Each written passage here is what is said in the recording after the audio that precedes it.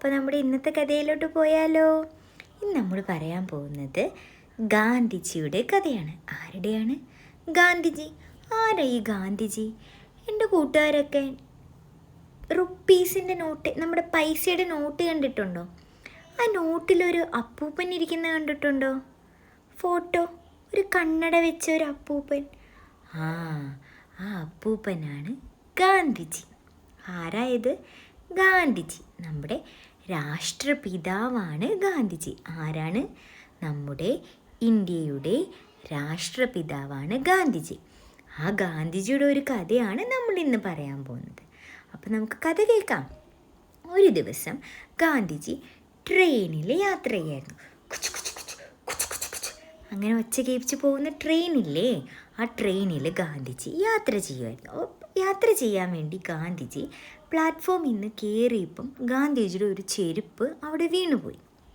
Okay, അപ്പോൾ ഗാന്ധിജിയുടെ ചെരുപ്പ് ആ പ്ലാറ്റ്ഫോമിൽ വീണു പോയപ്പോൾ ഗാന്ധിജി കാലക്കിടന്ന മറ്റേ ചെരുപ്പ്, ഒരു ചെരുപ്പാണ് വീണത്.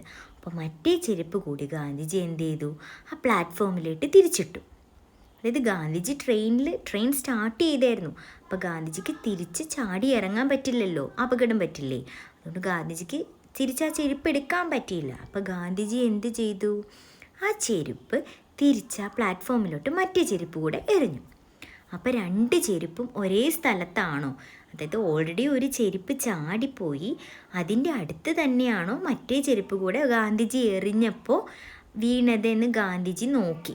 അപ്പോൾ നോക്കിയപ്പോൾ ഓക്കെ, ഏകദേശം അടുത്താണ്.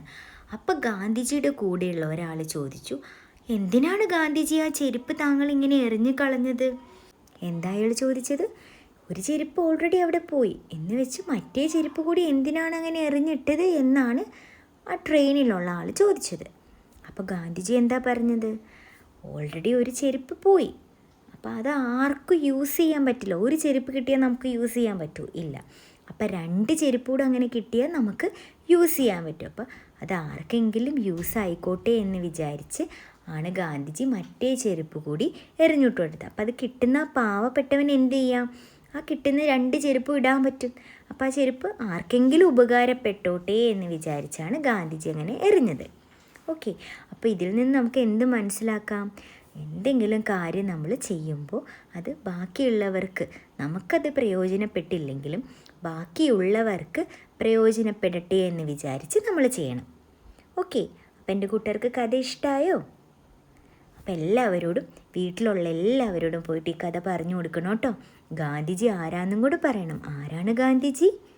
നമ്മുടെ ഇന്ത്യയുടെ രാഷ്ട്രപിതാവ്. അപ്പോൾ ബൈ.